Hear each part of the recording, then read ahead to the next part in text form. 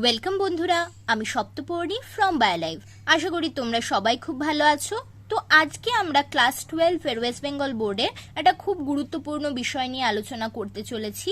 তোমাদের বিবর্তনের পদ্ধতি চ্যাপ্টারের হার্ডি-উইনবার্গ প্রিন্সিপাল বা হার্ডি-উইনবার্গ নীতির সম্বন্ধে আজকে আমরা পড়ব। এই পার্ট থেকে তোমাদের তো ক্লাস 12-এ কোয়েশ্চেন আসেই, এর গাণিতিক রূপ লেখো এই ধরনের কোয়েশ্চেন আসে এবং এর থেকে numerical based problem based question আসে জয়েন্টে। তো এই পার্টটা বুঝে নেওয়াটা খুব জরুরি।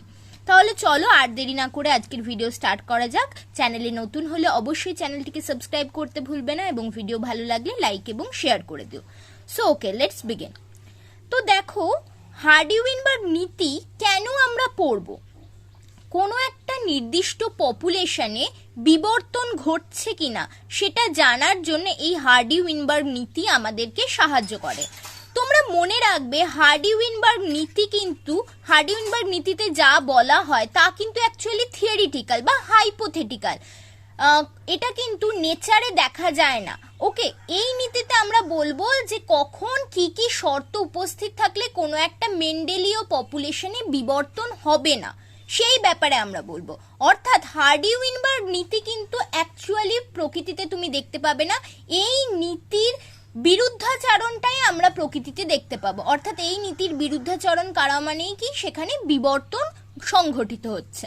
ওকে, তো দেখো, এই নীতি পড়ার আগে আমাদেরকে একটা টার্ম খুব ভালোভাবে জানতে হবে। মেন্ডেলীয় বা প্যানমিকটিক পপুলেশন আমি কাকে বলবো? তার আগে তোমরা আশা করি সবাই জানো পপুলেশন আমরা কাকে বলি। একটি স্পিসিসের বা প্রজাতির অনেক ইন্ডিভিজুয়াল যখন একটা নির্দিষ্ট অঞ্চলে থাকে তাদেরকে একসাথে আমরা প্রজাতি বলি।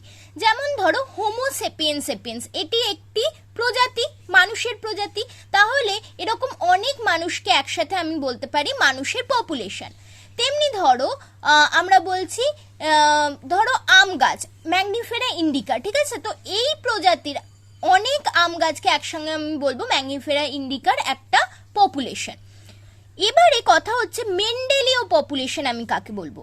এটা হচ্ছে একটি নির্দিষ্ট ভৌগোলিক অঞ্চলে বসবাসকারী যে পপুলেশনের সমস্ত সদস্যরা আন্তঃপ্রজননে সক্ষম বা ইন্টারব্রিডিং করতে পারে, মানে একে অন্যের সাথে প্রজননে সক্ষম, ও যারা একটি সাধারণ জিনপুল বা কমন জিনপুল শেয়ার করে তাদেরকে আমরা মেন্ডেলীয়, প্যানমিকটিক বা র্যান্ডমলি মেটিং পপুলেশন বলে থাকি। এ ধরনের পপুলেশনে জিন বংশানুক্রমে মেন্ডেলীয় সূত্র অনুসারে সঞ্চারিত হয়ে থাকে। অর্থাৎ মেন্ডেলীয় বা প্যানমিকটিক পপুলেশন হলো এমনই একটা পপুলেশন যেখানে যে সমস্ত সদস্যরা থাকবে তারা একে অন্যের সাথে অন্তঃপ্রজনন করতে পারবে, মানে ইন্টারব্রিডিং করতে পারবে, এবং তারা সবাই একটা নির্দিষ্ট সাধারণ জিন পুলের অন্তর্গত হবে। অর্থাৎ তাদের সবারই যতগুলো জিন রয়েছে তার যত রকমের অ্যালিল হতে পারে তারা সেই জিন পুলটাকে শেয়ার করবে, সেটাই হচ্ছে জিন পুল। ওকে, এবং সেখানে র্যান্ডম মেটিং হবে। র্যান্ডমলি মেটিং মানে কি, সেখানে কেউ নির্ধারণ করে দেবে না যে এই ইন্ডিভিজুয়াল বা এই সদস্যটা এর সাথেই মেটিং করতে পারবে, যে যার সাথে ইচ্ছা র্যান্ডমলি মেটিং করতে পারবে। এবং সেখানে জিনগুলি যে বংশানুক্রমে সঞ্চারিত হবে সেটি মেন্ডেলীয় সূত্র অনুযায়ী সঞ্চারিত হবে। এই ধরনের পপুলেশনকে আমরা বলি মেন্ডেলীয় বা প্যানমিকটিক পপুলেশন। এবারে আমরা চলে আসবো আমাদের মেন পার্ট, হার্ডি-উইনবার্গ প্রিন্সিপাল বা হার্ডি-উইনবার্গ নীতি কি বলছে। দেখো, এখানে কতগুলো, প্রত্যেকটা কথা ইম্পর্টেন্ট এই ডেফিনিশনটায়। বলছে একটি বৃহৎ র্যান্ডমলি মেটিং, অর্থাৎ যেখানে যেমন ইচ্ছা তেমন যদৃচ্ছভাবে প্রজননে সক্ষম এমন একটি মেন্ডেলীয় পপুলেশনে যখন কোনো মিউটেশন, জিন প্রবাহ বা মাইগ্রেশন, জেনেটিক ড্রিফট বা প্রাকৃতিক নির্বাচন না ঘটে, ওকে, যখন কোনো রকম ইভলিউশনারি ফোর্স এই ধরনের পপুলেশনে কাজ করবে না, তখন ওই পপুলেশনের অ্যালিল ফ্রিকোয়েন্সি এবং জিনোটাইপ ফ্রিকোয়েন্সি বংশ পরম্পরায় অপরিবর্তিত থাকবে। ওকে, অর্থাৎ এখানে বলতে চাইছে এমন একটি বৃহৎ র্যান্ডমলি মেটিং মেন্ডেলীয় পপুলেশনে কখন অ্যালিল ফ্রিকোয়েন্সি এবং genotype frequency generation after generation অপরিবর্তিত থাকবে, যখন ওই পপুলেশনের উপরে কোনো রকমের ইভলিউশনারি ফোর্স কাজ করবে না এই ইভলিউশনারি ফোর্সগুলো কোনগুলো?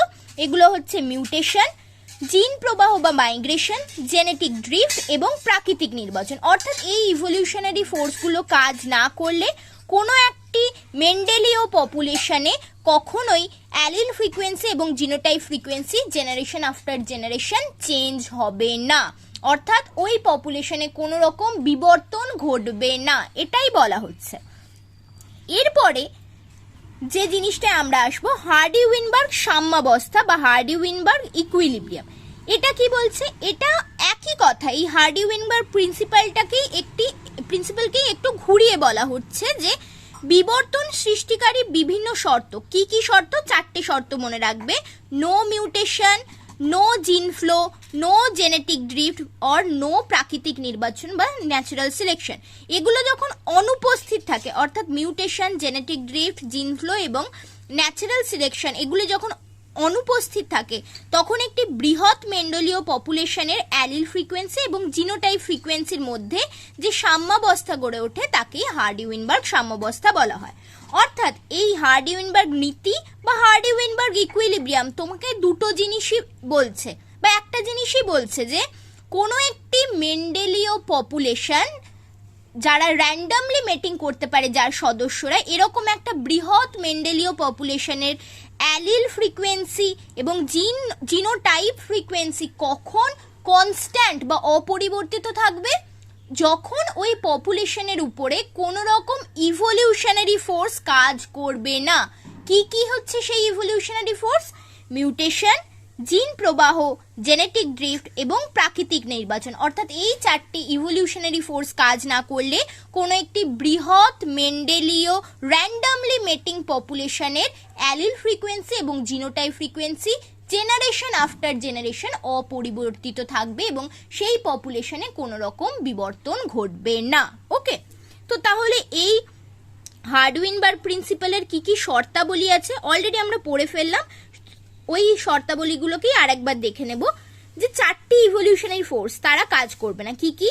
নো মিউটেশন, কোনো রকম মিউটেশন হবে না, কোনো রকম জিন ফ্লো হবে না, অর্থাৎ মাইগ্রেশন হবে না, কেউ ওই পপুলেশন থেকে বাইরেও যাবে না, কেউ ওই পপুলেশনের মধ্যে আসবেও না, কোনো রকম হঠাৎ করে ওই পপুলেশনের অ্যালিল ফ্রিকোয়েন্সি চেঞ্জ হবে না, কোনো রকম জেনেটিক ড্রিফট হবে না এবং কোনো রকম প্রাকৃতিক নির্বাচন ওই পপুলেশনের উপরে কাজ করবে না, অর্থাৎ no natural selection.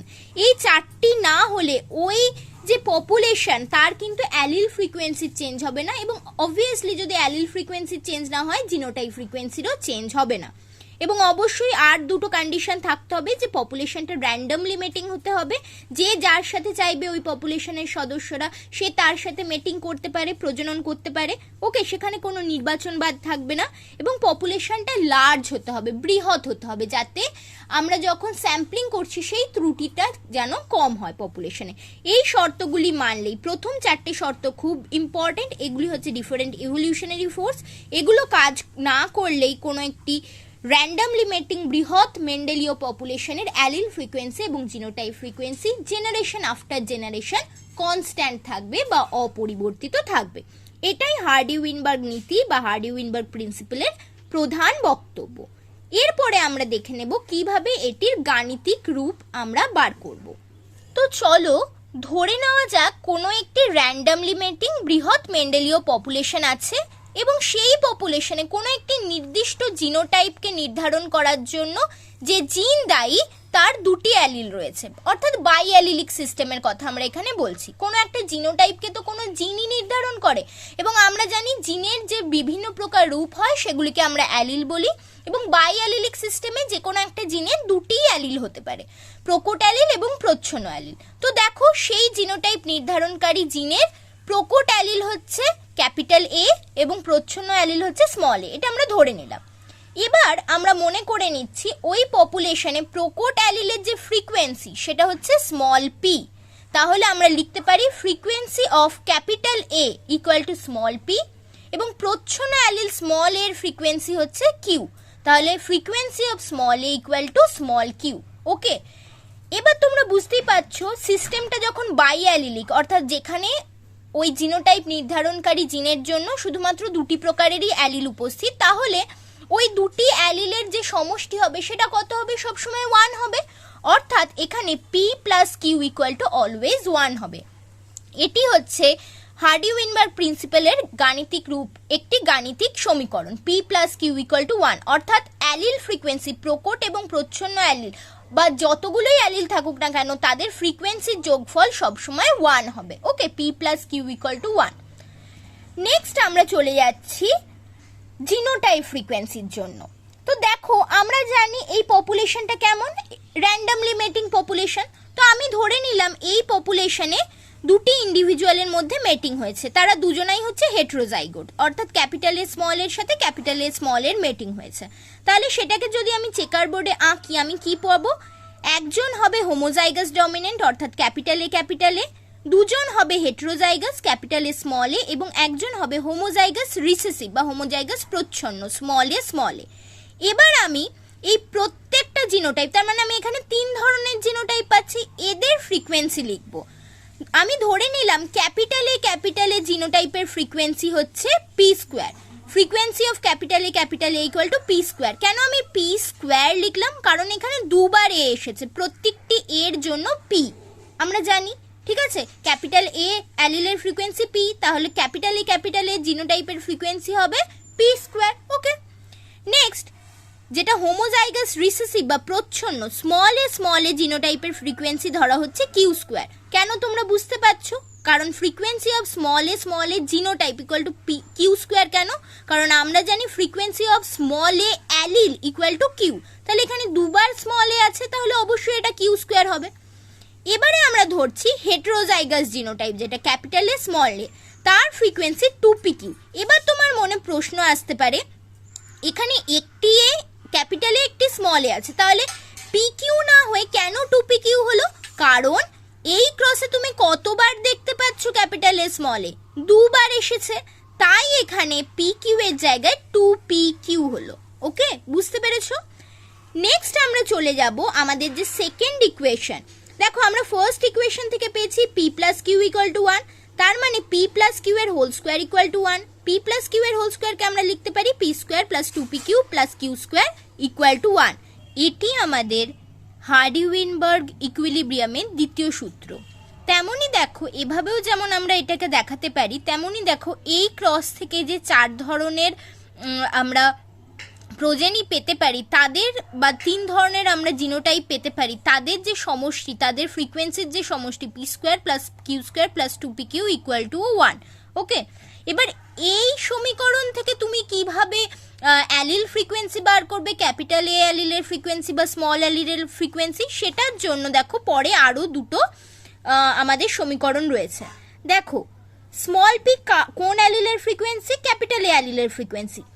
Capital A allele কোথায় আমরা দেখতে পাচ্ছি? ক্যাপিটাল এ এই জিনোটাইপের মধ্যেও যেমন দেখতে পাচ্ছি, তেমনই হেটেরোজাইগাস অর্থাৎ ক্যাপিটাল এ স্মল এ অ্যালিলের বা জিনোটাইপের হাফও হচ্ছে আমাদের ক্যাপিটাল এ অ্যালিল প্রোভাইড করছে। ওকে, তাহলে আমরা বলতে পারি small P equal to capital এর জন্য P square plus half of capital A small A জিনোটাইপের ফ্রিকোয়েন্সি 2pq, তাহলে small P equal to P square plus half of 2pq, এভাবে আমরা লিখতে পারি। সিমিলারলি আমরা যদি স্মল এ অ্যালিলের ফ্রিকোয়েন্সি অর্থাৎ স্মল কিউ বার করতে চাই, তাহলে আমরা লিখতে পারি স্মল কিউ এর মধ্যে কে কে কন্ট্রিবিউট করেছে, যেমন স্মল এ জিনোটাইপ সম্পূর্ণ কন্ট্রিবিউট করেছে, তেমনি heterozygous capital A small A জিনোটাইপের হাফ পোর্শন অর্থাৎ এই এটা হাফ এ কিন্তু কন্ট্রিবিউট করছে, তার মানে ক্যাপিটাল এ স্মল এ যে জিনোটাইপ তার হাফ পোর্শনও কিন্তু কন্ট্রিবিউট করছে। সো আমরা লিখতে পারি small Q equal to Q square for small A জিনোটাইপের যে frequency Q square plus half of capital A small A জিনোটাইপের ফ্রিকোয়েন্সি যেটা অর্থাৎ হাফ অফ 2pq, অর্থাৎ small Q equal to Q square plus half of 2pq। অর্থাৎ এভাবেও আমরা কিন্তু জিনোটাইপ ফ্রিকোয়েন্সির যে সমীকরণ সেটার থেকে অ্যালিল ফ্রিকোয়েন্সি বার করতে পারি, পি এবং কিউ এর ভ্যালু বার করতে পারি। তো এই প্রবলেমগুলো আমরা পরের দিন দেখব। এখানে তাহলে কি বলা হচ্ছে দেখো, মেন্ডেলীয় পপুলেশনে হার্ডি-উইনবার্গ সাম্যাবস্থা বজায় থাকলে প্রত্যেক জনুতেই অ্যালিল ফ্রিকোয়েন্সি অর্থাৎ ফ্রিকোয়েন্সি অফ ক্যাপিটাল এ যেটা হচ্ছে পি আর ফ্রিকোয়েন্সি অফ স্মল এ যেটা কিউ এবং জিনোটাইপ ফ্রিকোয়েন্সি অর্থাৎ ক্যাপিটাল এ জিনোটাইপের ফ্রিকোয়েন্সি যেটা P square, capital A small A জিনোটাইপের ফ্রিকোয়েন্সি যেটা 2pq এবং স্মল এ জিনোটাইপের ফ্রিকোয়েন্সি যেটা কিউ স্কোয়ার, এগুলি অপরিবর্তিত থাকবে যদি হার্ডি উইনবার্গ সাম্যাবস্থা বজায় থাকে, অর্থাৎ কোনো রকম ইভলিউশনারি ফোর্স ওই মেন্ডেলীয় বৃহৎ পপুলেশনের উপরে কাজ না করে, তাহলে এগুলো সবই জেনারেশন আফটার জেনারেশন অপরিবর্তিত থাকবে। ওকে, তাহলে আশা করি তোমরা বুঝতে পেরেছো হার্ডি উইনবার্গ ইকুইলিব্রিয়ামের ব্যাপারে। নেক্সট দিন আমরা এই হার্ডি উইনবার্গ ইকুইলিব্রিয়ামের ডিফারেন্ট যে প্রবলেমসগুলো আসে সেগুলো নিয়ে আলোচনা করব। Thanks for watching and happy learning.